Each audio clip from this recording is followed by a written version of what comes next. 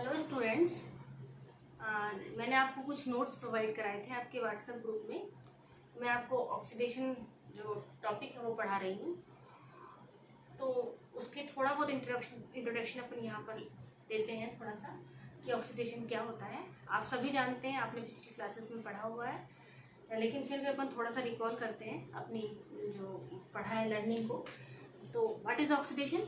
Oxidation is addition of oxygen, removal of hydrogen और removal of electrons. ये है oxidation का definition. Oxidation and reductions are complementary to each other. मतलब जब भी किसी रिएक्शन में ऑक्सीडेशन होता है तो उसी रिएक्शन में रिडक्शन जरूर होता है। ये है, दोनों एक दूसरे की कॉम्प्लीमेंट्री रिएक्शंस है। हमारे पास जितने भी कंपाउंड्स हैं, हमने जितने भी कंपाउंड्स आज तक पढ़े हैं, उन सभी का ऑक्सीडेशन हो सकता है। उन सभी के ऑक्सीडेशन के लिए डिफरेंट टाइप ऑफ ऑक्सीडेटिंग रिएजेंट्स हम काम में लेते हैं। डिफरेंट टाइप के ऑक्सीडेशन है हमारे कोर्स में। ऑक्सीडेशन, उसमें जो फर्स्ट टॉपिक है जैसे ऑक्सीडेशन ऑफ हाइड्रोकार्बन। हाइड्रोकार्बन जैसा कि आपको मालूम है, बहुत डिफरेंट टाइप के हाइड्रोकार्बन्स होते हैं। उनमें से जैसे alkene, alkyne, aromatic rings, carbonyl compound, ये सब। तो यहाँ पर जो हमारा सिलेबस में है वो काफ़ी टाइप के ऑक्सीडेशन है। एल्कीन का ऑक्सीडेशन है, aromatic ring, carbonyl compound, nitro compounds, amino compounds, इन सभी का हम ऑक्सीडेशन वन बाय वन पढ़ेंगे। आज जो हमें पढ़ना है वो है ऑक्सीडेशन ऑफ एल्कीन। एल्कीन मतलब कार्बन कार्बन डबल बॉन्ड। तो एल्कीन का जो ऑक्सीडेशन है उसके बहुत सारे प्रोसेस हैं। उनमें से इपॉक्सीडेशन, पर हाइड्रोक्सिलेशन, ऑक्सीडेटिव क्लीवेज, ये कुछ मेथड यहाँ पर हम पढ़ेंगे। इपॉक्सीडेशन की नोट्स मैंने आपको आपके व्हाट्सएप ग्रुप में दिए हैं, तो वो आप उसमें से आपने पढ़ लिया होगा। क्या होता है epoxidation? Carbon carbon double bond पर ऑक्सीजन का एडिशन, और क्या बनता है? Formation of epoxide. यहाँ पर जो मोस्ट कॉमन रिएजेंट है वो है पर एसिड। पर एसिड के यूज से कार्बन कार्बन डबल बॉन्ड पर ऑक्सीजन का एडिशन होता है और इपॉक्साइड का फॉर्मेशन होता है। जो पूरा अच्छी तरह से उसका डिस्क्रिप्शन है वो आप अपने नोट्स में देख लीजिएगा। सेकेंड टॉपिक है पर हाइड्रोक्सिलेशन, मतलब कार्बन कार्बन डबल बॉन्ड पर हाइड्रोक्सी ग्रुप का एडिशन।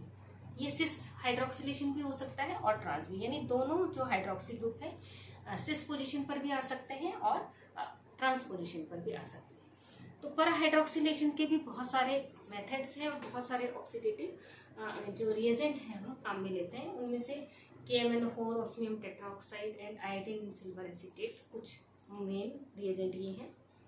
KMnO4 और ऑस्मियम टेट्राऑक्साइड से जो हाइड्रोक्सिलेशन होता है वो सिस पोजीशन से होता है, और सिल्वर एसीटेट और आयोडीन के साथ जो हाइड्रोक्सिलेशन होता है वो ट्रांस पोजीशन में होता है। और थर्ड मेथड है ऑक्सीडेटिव क्लीवेज। तो आज जो हम यहाँ पर पढ़ेंगे वो है पर हाइड्रोक्सिलेशन। और पर हाइड्रोक्सिलेशन में कौन से रिएजेंट के यूज से हम पढ़ेंगे? KMnO4 के यूज से, पोटेशियम परमैंगनेट के यूज से। पोटेशियम परमैंगनेट का जो यूज करते हैं हम, तो उसके लिए हम एल्कलाइन मीडियम यहाँ पर लेते हैं। एल्कलाइन KMnO4, जैसा कि आपको मालूम है क्या कहते हैं इसे हम बेयर रिएजेंट भी कहते हैं, एल्कलाइन KMnO4।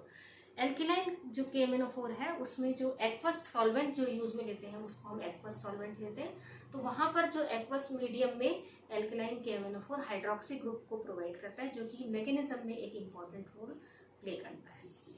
तो किस KMnO4 की मैकेनिज्म है वो हम देख रहे हैं। तो यहाँ है पर hydroxylation bye KMnO4 potassium permanganate, इसको हम एल्कलाइन मीडियम में काम में लेते हैं इस रिएजेंट को, और इससे सिस हाइड्रोक्सिलेशन होता है। जो KMnO4 है वो, उसमें जो Mn है इस तरह से ये टूटता है, पोटेशियम आयन और MnO4 माइनस आयन। यहाँ पर जो मैंगनीज आयन है वो +7 ऑक्सीडेशन स्टेट में होता है। इस तरह से MnO4 का जो स्ट्रक्चर है वो इस तरह से होता है। ये जो MnO4 है ये एल्कीन से ऐड होता है। तो सिंपल यहाँ पर एल्कीन से एडिशन, ये यहाँ एक बॉन्ड बनता है, यहाँ पर एक बॉन्ड बनता है, Mn इन +7 ऑक्सीडेशन स्टेट, और ये बनता है ये प्रोडक्ट जिसको हम साइक्लिक मैंगनीज एस्टर कहते हैं। ये जो साइक्लिक मैंगनीज एस्टर है ये ही वो प्रोडक्ट है जो कि सिस हाइड्रोक्सिलेशन को कंट्रोल करता है। इसी के कारण यहाँ पर जो हाइड्रोक्सिलेशन होता है वो सिस पोजीशन पर होता है। तो इस तरह से ये साइक्लिक मैंगनीज एस्टर बनता है। अब ये जो हाइड्रोक्सी ग्रुप है, जैसा कि मैंने आपको बताया कि जो KMnO4 का जो ऑक्सीडेशन होता है KMnO4 के साथ, वो एल्केलाइन मीडियम में होता है। तो ये एल्केलाइन मीडियम का जो हाइड्रोक्सी ग्रुप है वो यहाँ पर एडिशन होता है। वो क्या करता है, मैंगनीज पर ऐड होता है और ऑक्सीजन पर नेगेटिव चार्ज इस तरह से आता है। तो इस तरह से ये हमें नेक्स्ट प्रोडक्ट मिलता है। इसमें ऑक्सीजन पर नेगेटिव चार्ज आ गया और हाइड्रोक्सी ग्रुप यहाँ पर ऐड हो गया। अब जो MnO बॉन्ड है वो टूटता है, ऑक्सीजन अपने बॉन्ड के इलेक्ट्रॉन को खींच लेता है। तो वो अपने बॉन्ड के इलेक्ट्रॉन खींचने के बाद यहाँ पर नेगेटिव चार्ज आ जाता है और ये Mn इस तरह से केवल एक ऑक्सीजन से जुड़ा हुआ रहता है। अब इस Mn से जो हाइड्रोक्सी ग्रुप जुड़ा हुआ था उसका हाइड्रोजन इस ऑक्सीजन के पास आ जाता है। ये अपना ऑक्सीजन अपना इलेक्ट्रॉन खींच लेता है, हाइड्रोजन यहाँ आ जाता है और ये इस तरह से O पर नेगेटिव चार्ज आ गया और हाइड्रोक्सी ग्रुप यहाँ इस कार्बन पर ऐड हो गया।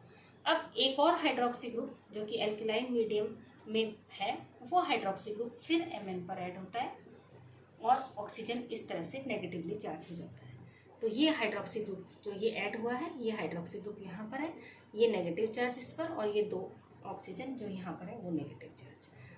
वापस Mn और O का बॉन्ड का ब्रेकिंग वापस होती है, ऑक्सीजन पर नेगेटिव चार्ज आ जाता है और ये डबल बॉन्ड आ गया। ये देखिए यहाँ ये डबल बॉन्ड आ गया, ये ऑक्सीजन पर नेगेटिव चार्ज आ गया। ठीक है, अब क्या होता है कि ये जो हाइड्रोक्सी ग्रुप यहाँ पर Mn से जुड़ा हुआ है, इसका हाइड्रोजन ये एब्स्ट्रैक्ट कर लेता है ये अपना एल्कीन का ऑक्सीजन, और ये इस तरह से ये सिस पोजीशन पर दो हाइड्रोक्सी ग्रुप एडिशन हो जाता है और ये MnO4 बनता है। यहाँ पर देखिए MnO4 पर जो Mn की ऑक्सीडेशन स्टेट है वो +5, यानी Mn पहले +7 ऑक्सीडेशन स्टेट में था और अब वो +5, यानी यहाँ पर एडिशन ऑफ 2 इलेक्ट्रॉन्स, Mn पर 2 इलेक्ट्रॉन का एडिशन हुआ है और 2 मतलब addition of 2 electron means reduction, and यहाँ पर रिमूवल हुआ है, तो ये इसका हुआ ऑक्सीडेशन, यानी एल्कीन का ऑक्सीडेशन हो गया है और MnO4 का